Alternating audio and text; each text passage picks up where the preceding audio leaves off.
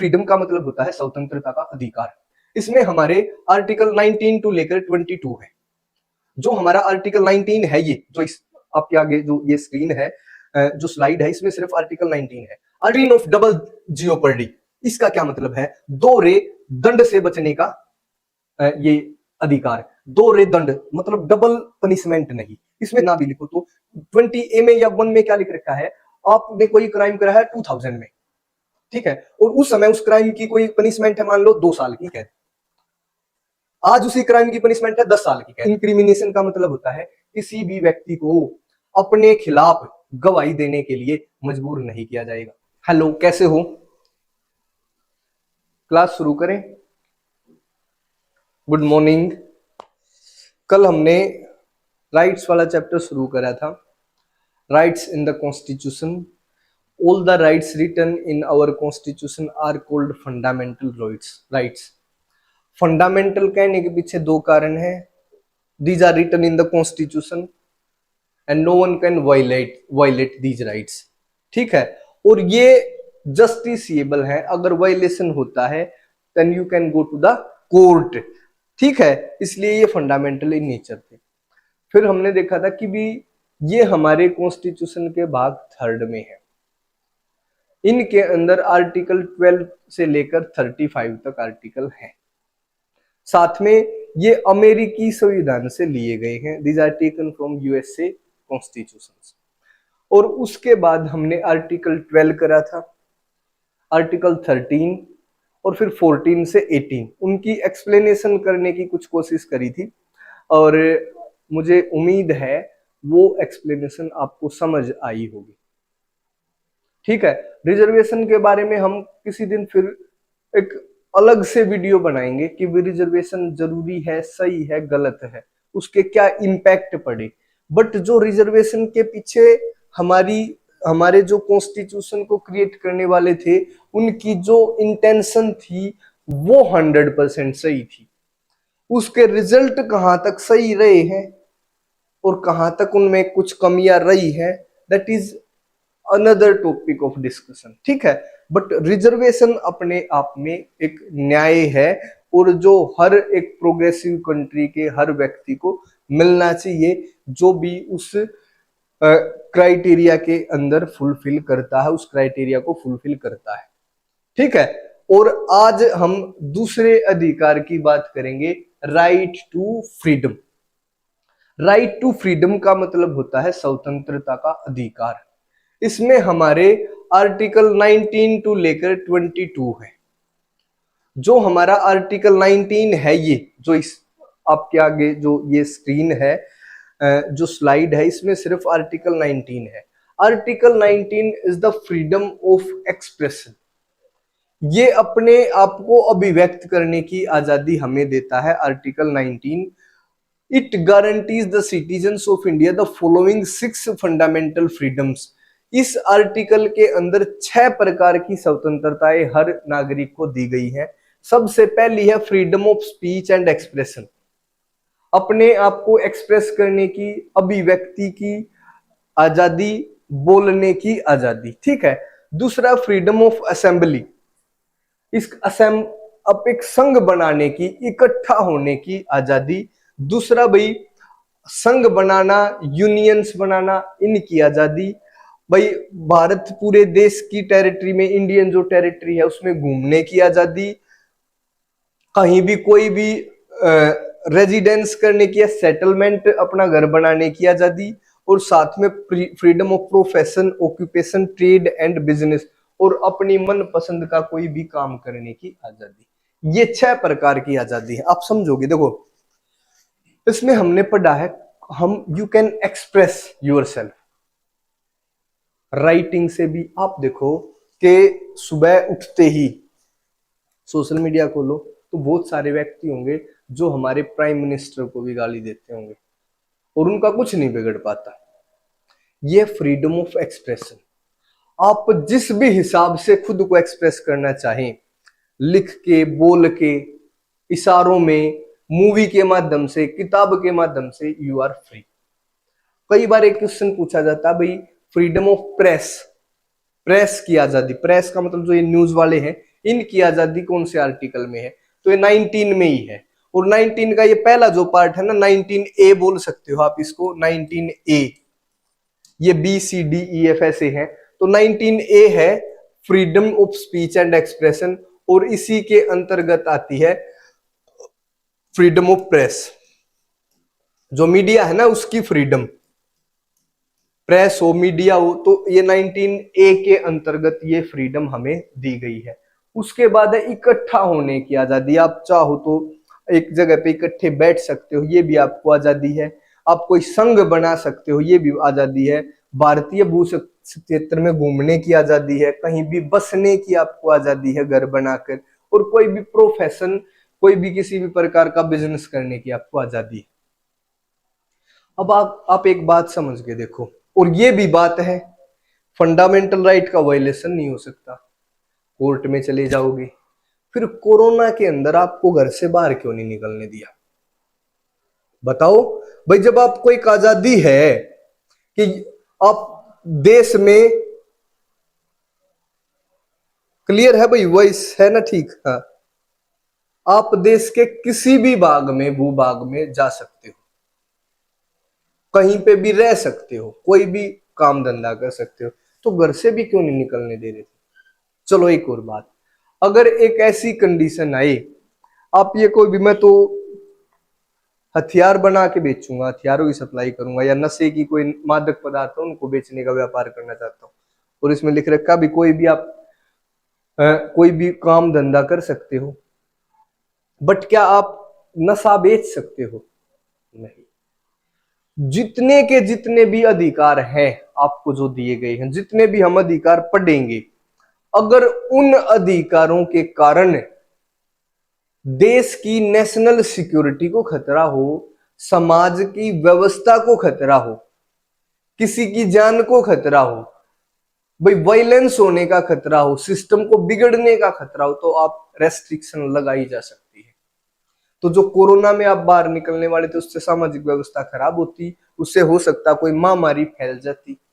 ठीक है, हथियार बनाने से क्या है, एक लोगों की जो सुरक्षा है वो खतरे में पड़ेगी। आप पूछो कि जी मैं तो जुआ खेलूंगा, चोरी करूंगा, काम है ये भी, बट क्या दूसरे व्यक्तियों के ऊपर इनका सकारात्मक असर है क्या नेगेटिव? नेगेटिव है, तो इन चीजों पे रेस्ट्रिक्शन लगाई जा सकती है। ध्यान रखना भी, हर फंडामेंटल राइट जो आपको मिला है उस पे युक्ति युक्त प्रतिबंध लगाया गया है।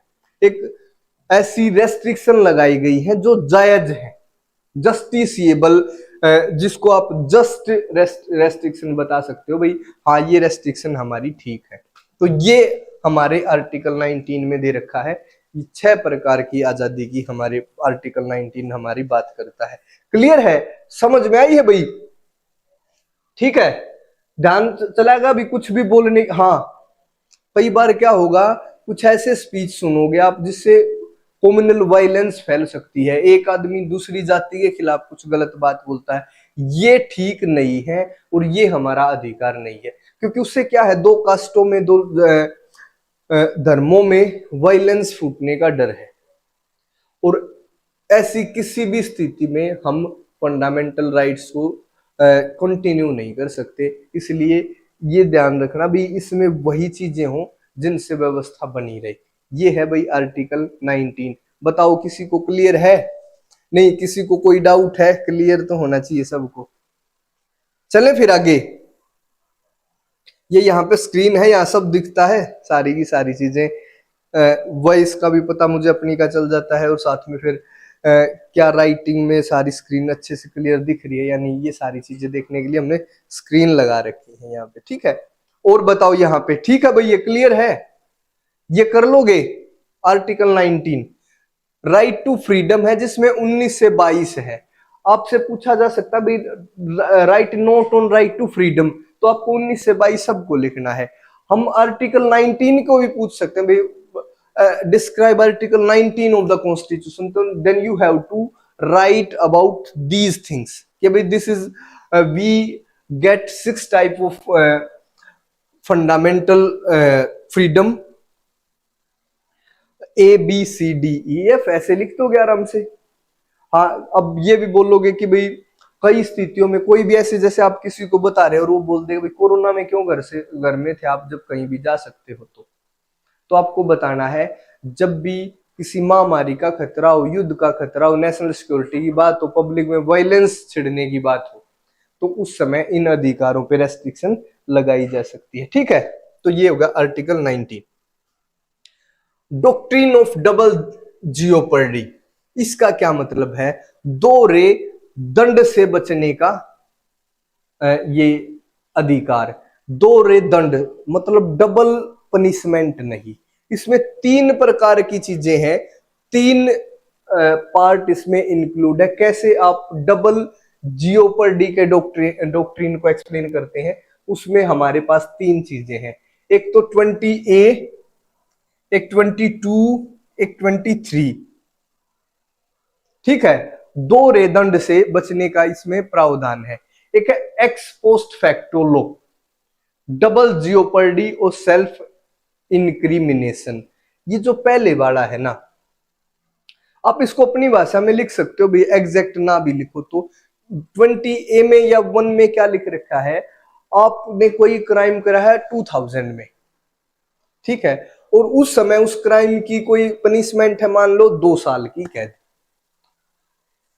आज उसी क्राइम की पनिशमेंट है 10 साल की कैद, और 2024 में आपको पकड़ लिया गया और पनिशमेंट देने की बात होगी, तो आपको पनिशमेंट जब आपने एक क्राइम कमिट करा था ना उसके आधार पे, आज अगर कोई इसी क्राइम को कमिट करता है 10 साल की सजा, आपने ये 2000 में करा था, उस टाइम पे 2 साल की सजा थी, तो आपको 2 साल की सजा मिलेगी।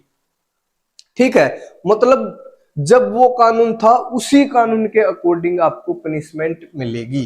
तो एक तो ये है भाई दोहरे दंड से बचने की प्रावधान की बात है। दूसरा है डबल जियोपर्डी, इसका मतलब क्या है, एक पाप के लिए 2 बार सजा नहीं मिलेगी। मतलब आपने कोई क्राइम करा है, दोहरी सजा नहीं मिलेगी। स्कूलों में क्या होता है, 2 बच्चे लड़ रहे हैं, टीचर आया, दोनों की पिटाई कर दी, फिर दूसरा टीचर आया, अरे क्या बात थी भाई, कि सर ये लड़ रहे थे, क्यों लड़ रहे थे रे, उनकी फिर पिटाई कर दी, फिर प्रिंसिपल आ गई, हाँ बच्चों सुना है तुम्हारी क्लास में कुछ बच्चे लड़ रहे थे, कि हाँ जी, कौन थे, तुम थे, क्यों थे भाई, उसने पिटाई कर दी। एक क्राइम की 3 सजा, फिर हो सकता फिर घर पे भी मैसेज चला जाएगा, फिर घर वाले भी हो सकता क्लास लगा दी। तो एक क्राइम की नॉर्मल केस में कई बार की सजा होगी, बट हमारे कानून में क्या है, अगर आपने कोई एक क्राइम करा है तो उसकी आपको एक सजा मिलेगी। आपको बार बार एक ही कर्म के लिए, एक ही क्राइम के लिए, एक ही इस प्रकार जो आपने दंडनीय अपराध किया है उसके लिए सिर्फ एक बार ही सजा मिलेगी। सिंपल है। और जो थर्ड है सेल्फ इंक्रिमिनेशन, का मतलब होता है किसी भी व्यक्ति को अपने खिलाफ गवाही देने के लिए मजबूर नहीं किया जाएगा। इसलिए तो क्या होता है, जब भी पुलिस पकड़ती है ना तो 24 घंटे के अंदर उसको कोर्ट के सामने पेश करो भाई, क्योंकि अगर जितने समय तक वो पुलिस के पास रहेगा तो दंड मिलने की चांसेस है। और जब वो उसको डरा धमका के वो क्या करेंगे, वो गवाही दे देगा अपने ही खिलाफ कि जी हाँ मैंने ही करा है, जबरदस्ती। मतलब अगर कोई खुद से इसको मान लेना भाई हाँ मैंने क्राइम करा है, ये अच्छी बात है, बट अगर उसको मजबूरी बस के भाई नहीं, अपना नाम ले बोल कि मैंने ये क्राइम करा है, वो सही नहीं है। तो ये 3 प्रकार की हमें कुछ राइट है कि भाई एक तो जिस समय हमने क्राइम करा है उसी समय के आधार पे जो कानून प्रचलन में थे उन्हीं के आधार पर हमें सजा मिले। दूसरी, एक क्राइम की 2 बार सजा ना मिले। और तीसरा कि भाई किसी व्यक्ति को खुद के खिलाफ गवाही देने के लिए मजबूर नहीं किया जा सकता। ठीक है, चले आगे भाई। Most important right, most important ये है right to life and personal liberty. लिख तू यहां पे, समझ आ रहा है, ये इसको बोल सकते हो right to life and personal liberty, जीवन जीने का तथा व्यक्तिगत स्वतंत्रता का अधिकार, जीवन जीने तथा व्यक्तिगत स्वतंत्रता का अधिकार। इसमें दो लाइन लिख रखी है, no person shall be deprived of his life और personal liberty except according to procedure established by law. इसमें क्या लिख रखा है, किसी भी व्यक्ति को उसका जीवन से तथा उसकी व्यक्तिगत स्वतंत्रता से वंचित नहीं किया जा सकता। इसका सिर्फ एक ही आधार है, प्रोसीजर एस्टेब्लिश्ड बाय लॉ। किसी भी व्यक्ति का जीवन छीनना है या उसकी पर्सनल लिबर्टी छीननी है, उसका एकमात्र आधार बेस होगा वो प्रोसीजर जो लॉ ने एस्टेब्लिश कर रखा है। Without this procedure you can not take away anyone's life. ये इसमें ध्यान रखने की बात है। सिंपल सी बात है कि भाई किसी भी व्यक्ति को उसके जीवन जीने के अधिकार से वंचित नहीं किया जा सकता सिवाय विधि द्वारा स्थापित प्रक्रिया को छोड़कर। ठीक है, देखो क्या लिख रखा है इसमें, ध्यान से सुनना भाई। बिल्कुल, हमें जीवन जीने का अधिकार है, मतलब किसी को एक कैपिटल पनिशमेंट मिल गई, जैसे किसी को मौत की सजा मिल गई, और वो तो सरकार ने दी है, एक विधि द्वारा स्थापित प्रक्रिया के अनुसार है, उसको छोड़ के आपको आपके जीवन से वंचित नहीं करा जा सकता। देखो इसके क्या क्या तरीके ने, आपको जीवन जीने का अधिकार है। अब इसकी एक्सप्लेनेशन सुनो, ये क्या है। मान के चलो आप का लास्ट चांस है और आप पेपर देने चले गए, कोई लास्ट चांस है, और वहां पे पुलिस ने आपको पकड़ लिया और आपने बताया कि सर मैं काफी सालों से तैयारी करता रहा हूं और मेरा ये 9 बजे का एग्जाम है, अभी 8:40 है, मेरे पास कागज हो चाहे ना हो, पर अगर मेरा ये जो चांस है ना लास्ट, ये निकल जाता तो इससे मेरी जिंदगी खराब हो जाएगी, हो सकता मैं सुसाइड कमिट करूं।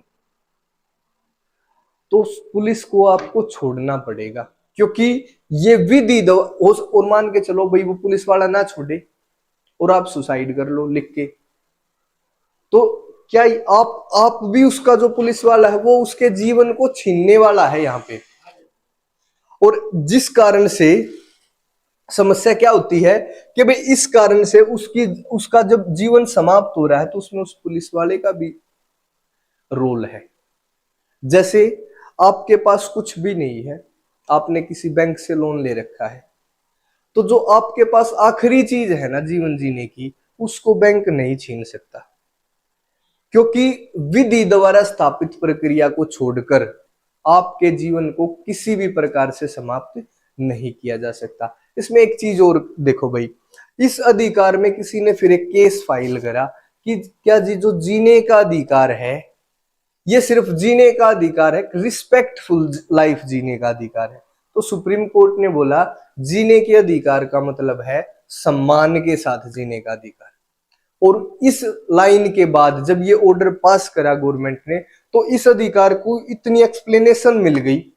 सम्मान पूर्वक जीने के अधिकार का मतलब सोच के देखो, सम्मान पूर्वक जीने का मतलब है आपके खाने पीने की ठीक व्यवस्था होनी चाहिए, आप जहां पे रहते हो एक घर ऐसा होना चाहिए कि भी आप आराम से उसमें रह सको, आपको अच्छा इन्वायरमेंट, एयर, वाटर, सारी चीजें आपकी फुलफिल हो।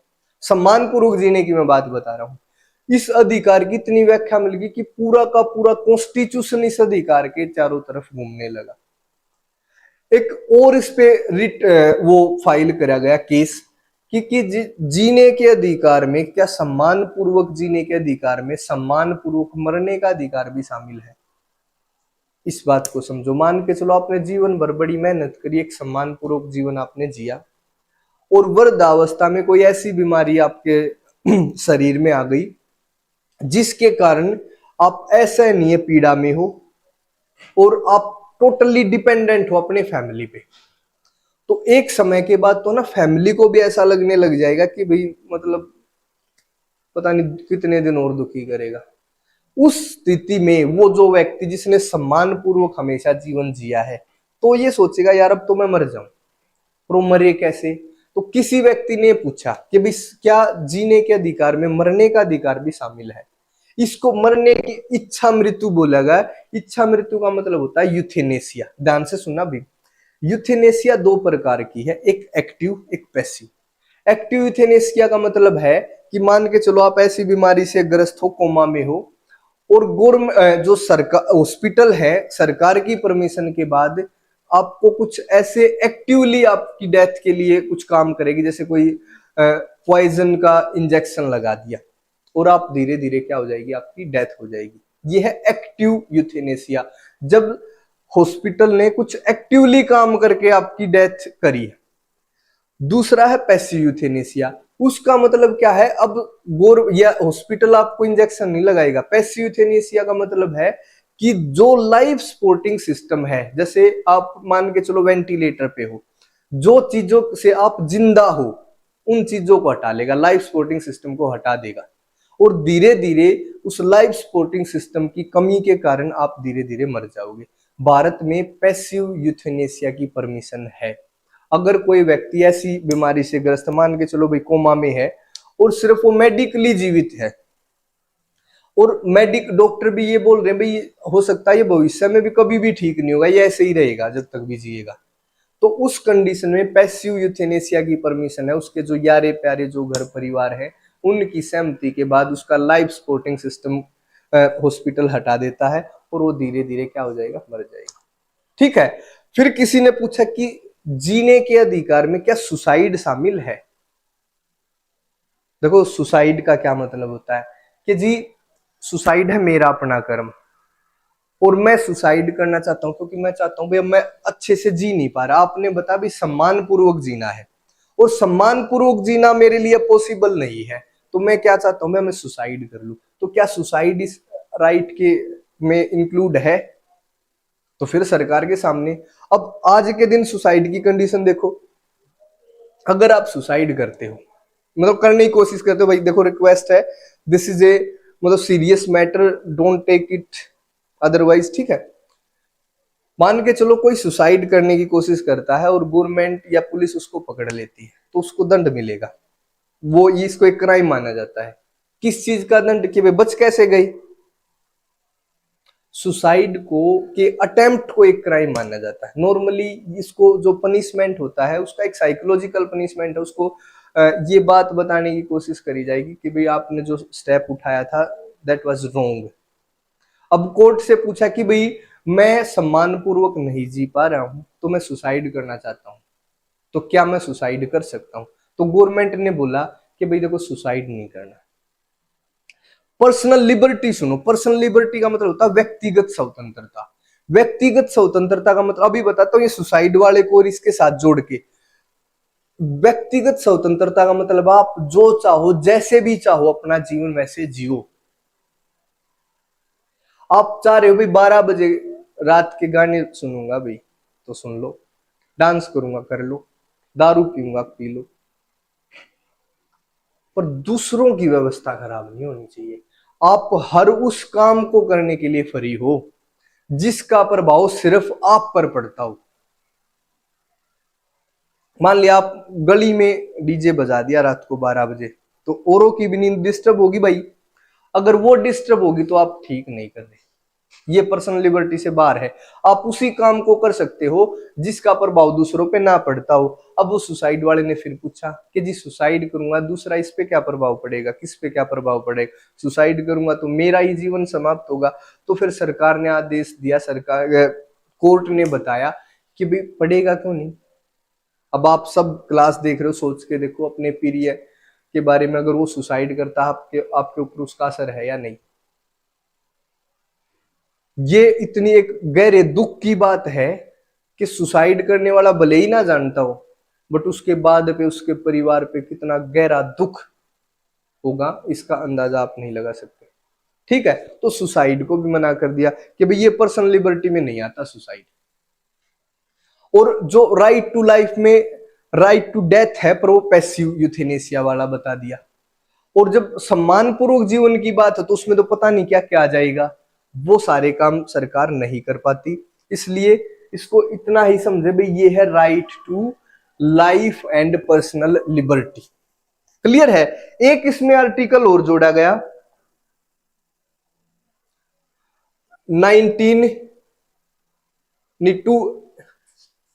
2002 में 86th अमेंडमेंट करा, 86वें संविधान संशोधन के द्वारा 2002 में एक आर्टिकल जोड़ा गया भाई 21A के ये सरकार की जिम्मेदारी है कि वो 6 से 14 साल के बच्चों को पढ़ाए, या किसी भी बच्चे का ये मौलिक अधिकार है 6 से 14 साल के बीच में कि भाई उसको पढ़ने दिया जाए, उस उम्र में उसको पढ़ने का अधिकार है, और ये सरकार की जिम्मेदारी है। इसलिए देखो आप गांव में सर्वे वाले आते हैं बार बार कि कितने बच्चे हैं, कौन सी क्लास में है, ये कर लिया, उस स्कूल में है, दिखाओ कागज दिखाओ, ताकि कोई भी बच्चा सॉरी ये ना बोले कि वे सरकार ने मुझे नहीं पढ़ाया। आप गवर्नमेंट के अगेंस्ट ही केस फाइल कर दोगे फिर 20 साल के होने के बाद, जी मुझे नहीं पढ़ाया। तो गवर्नमेंट की जिम्मेदारी है भाई 6 से 14 साल के बच्चे पढ़े। ठीक है, ये है article 21 right to life and liberty. भाई इसको बड़े ध्यान से सुनना था, सुना भी होगा। और एक आर्टिकल और कर लेते हैं ताकि ये है rights of arrested person under ordinary laws. कई दिशाओं में, बाकी यहाँ पे ये अलग प्रिवेंटिव डिटेंशन है, ये कई दिशाओं में गिरफ्तारी से रोकथाम के लिए। मान के चलो कई बार है ना सरकार ऐसे कानून पास करती है, जैसे कोई टेररिस्ट एक्टिविटी वाले जो एरिया है वहां पे बेसिकली, जहां पे देश विरोधी गतिविधियां ज्यादा होती है, कि भाई आप वो शक के आधार पे पुलिस किसी को भी गिरफ्तार कर सकती है। ठीक है, बट किसी भी टाइम चेकिंग ले सकती है। इस पे शक होगा शायद ये देश विरोधी हो सकता, तो उसको पकड़ के डिटेंशन में रख दिया। तो जो डिटेंशन में रखे गए हैं उनके लिए यहाँ पे कुछ अरेस्टेड पर्सन है, उनके लिए कुछ छूट है। जैसे जिस भी कारण से उसको अरेस्ट करा है, जल्दी से जल्दी उसका कारण बताना है। भाई डिटेंशन में ले लिया आपने, अरेस्ट कर लिया, हिरासत में ले लिया शक के आधार पे, क्योंकि यहाँ पे क्या था, टेररिस्ट एक्टिविटी का कोई आपको डाउट था तो आपने इसको अरेस्ट कर लिया, और ये बता, पर जल्दी से जल्दी बताना भी क्या कारण था। नॉर्मल कंडीशन में क्या होता है, 3-4 मिनट, नॉर्मल कंडीशन में क्या होता है कि भाई आपको पहले कारण बताना पड़ेगा, आपके पास अरेस्ट वारंट होना चाहिए अगर किसी को गिरफ्तार करना है, टेररिस्ट वगैरह को आप एक डाउट के बेस पे। ठीक है, दूसरा उसको भी अपने लॉयर से कंसल्ट करने का अधिकार है, 24 घंटे के अंदर मजिस्ट्रेट के पास पहुंचाने का अधिकार है। और अगर आप जैसे मान लिया आप चाहते हो भी इसकी हम लंबे समय तक हिरासत में ले, तो लगभग 3 महीने तक ही आप उसको एक डाउट के आधार पे आप डिटेंशन में रख सकते हो।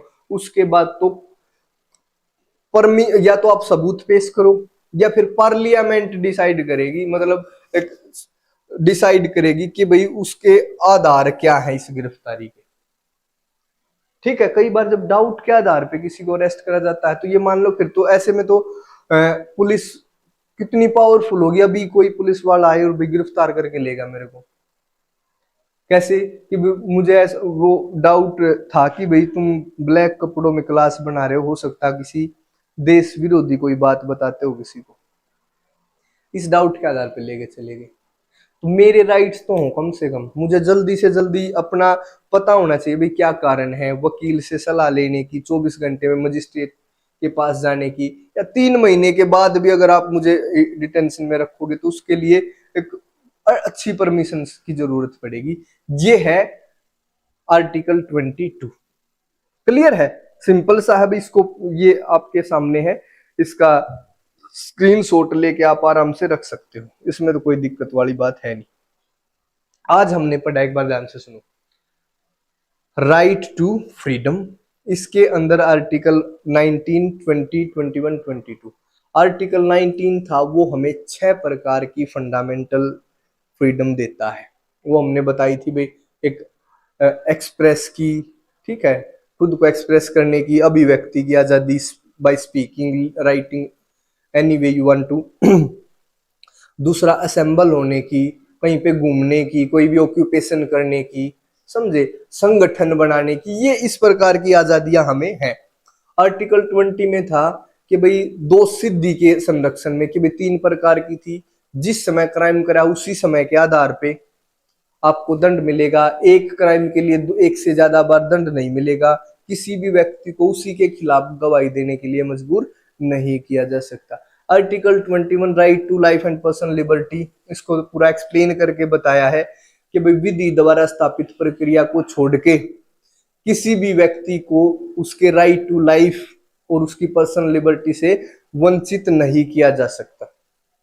और उसमें पर्सनल लिबर्टी में इसमें हमने देखा यूथेनेसिया के बारे में, एक्टिव पैसिव यूथेनेसिया, सुसाइड के बारे में भी पढ़ा, ठीक है। और एक 86वें संविधान संशोधन 2002 के द्वारा एक 21A भी जोड़ा गया, जिसमें 6 से 14 साल के बच्चों की शिक्षा का प्रबंध करना एक सरकार की जिम्मेदारी है। और यह है आर्टिकल 22, ठीक है। इसमें भाई जो गिरफ्तार है उनको क्या क्या अधिकार है, ये बात का जिक्र है। बताओ, सिंपल था? कोई समस्या है यहां तक? अगर समस्या तो कोई कमेंट वगैरह कर देना भाई, मैं उसको पढ़ के उसको समस्या को दूर करने की कोशिश करूंगा। नॉर्मली क्लास को थोड़ा सा पीछे करके देख लोगे। देखो यहाँ एक और सिस्टम है, ऑनलाइन में है ना, कोई होता तो है नहीं हमारे सामने, तो जितना कोशिश करता हूँ एक्सप्लेन करने की, उसके बाद भी अगर कोई पॉइंट बच जाता है तो you can ask in comment section, ठीक है। अगर क्लास अच्छी लगी है तो इसको वो क्या क्या करते हैं उसको, पता नहीं क्या था मुझे, लाइक कमेंट शेयर जैसा भी होता है, ठीक है। तो नेक्स्ट क्लास तक के लिए सबको थैंक यू, बाय बाय, धन्यवाद, कल मिलते हैं।